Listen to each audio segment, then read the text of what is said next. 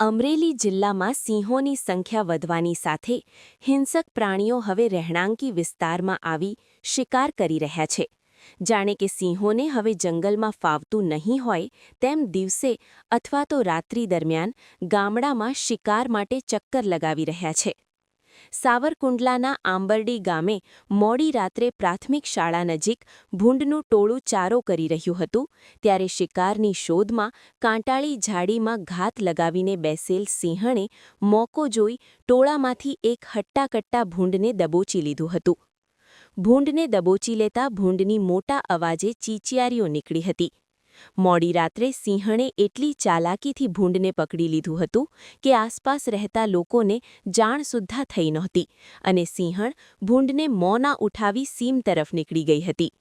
આ બનાવની ઘટના દરમિયાન ત્યાંથી પસાર થતા એક વાહન ચાલકે સિંહણને શિકારમાં કોઈ ખલેલ ન પહોંચે તે રીતે મોબાઈલમાં કેદ કરી લીધી હતી.